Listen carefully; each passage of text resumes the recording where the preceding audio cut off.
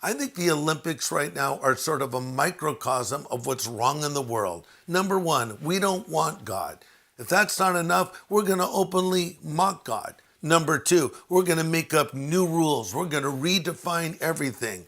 And this is what's happening in our culture. It starts off with one of the weirdest opening ceremonies of all time. They have this mockery of the Last Supper of Jesus Christ, with trans characters taking the place of the apostles. And there's this outrage from Christians around the world, and justly so. And they say, well, you misunderstood it. And that was not meant to be a depiction of the Last Supper painting by Leonardo da Vinci. Then they come back and acknowledge it and issue this weak apology. Well, we're sorry if it offended you. Just a word about apologies. Here's how an apology works. You say, I'm sorry, I was wrong. Please forgive me. The end. Not, I'm sorry if it offended you.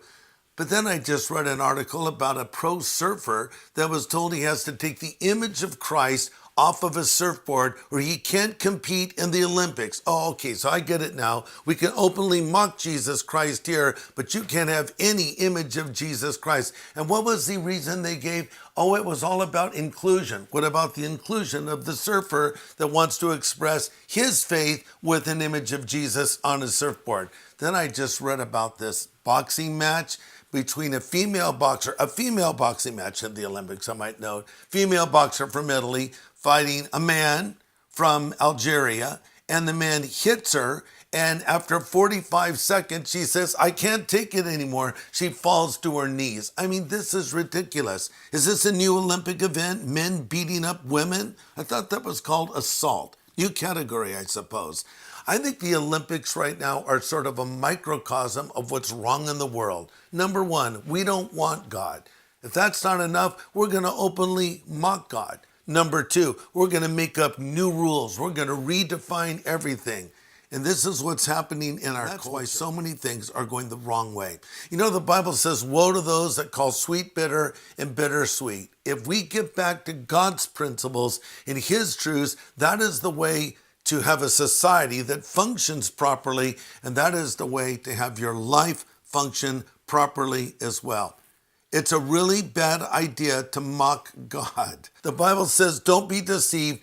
God is not mocked. Whatsoever a man sows, that will he also reap. You remember the story of that boy king Belshazzar that went out of his way to openly mock the God of Israel. And as he was doing so, there was a hand writing these words on the wall, many, many tekel parson, which translated says, you've been weighed in God's balances and you've been found lacking. I think the writing is on the wall right now from God. He's telling us to turn back to him. That needs to happen at the Olympics. That needs to happen in the world. That needs to happen in America. That needs to happen in our lives as well.